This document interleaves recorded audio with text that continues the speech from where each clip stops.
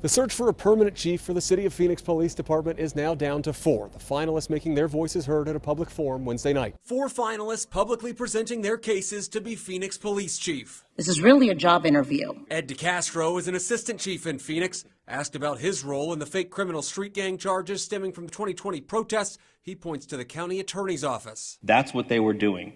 In that meeting, they had decided to do that. We had no say in what they were doing, and the meeting was over. Current interim chief Michael Sullivan has led Phoenix through DOJ investigation, but has faced harsh criticism in union surveys from rank-and-file officers. I believe truly that I'm doing the right thing to drive change in this department, but the message certainly didn't get down to the women and men of this department. Mesa Assistant Chief Ed Wessing was asked about a 2018 news report on allegations of misconduct he faced at Mesa PD. Myself and numerous employees were interviewed during that process, and I was exonerated of any misconduct, of any type of workplace harassment. The only candidate from outside the state is Oakland Police Deputy Chief Casey Johnson.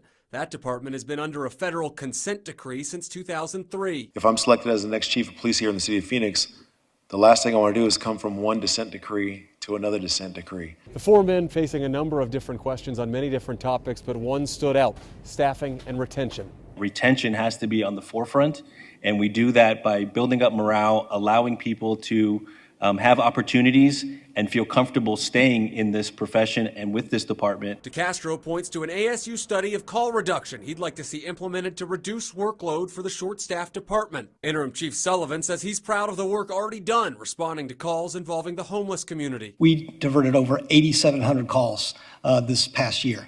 That's an incredible amount of work that we've been able to divert and get the right resource to the people who need it. Wessing says he'd like to implement an innovation committee of young officers to hear what's important to their work-life balance. How do you retain your current employees from leaving at a higher rate than they have been over the past 4 or 5 years? That's by investing in our employees with leadership development, mentoring programs, and a more robust peer and wellness program. Perhaps the most outside-the-box solution to counter staffing woes came from Johnson. An AI automated answering service will pick up, start to hear what that caller is saying, and then communicate with a drone that will lift up and go immediately to where that call is at, giving our officers real-time eyes on what is going on in that area and how they should be responding. All 4 candidates ID'd communication as one of their strengths, and the city will announce the new chief sometime in April. In Phoenix, Fort Hatchett, Arizona Tonight.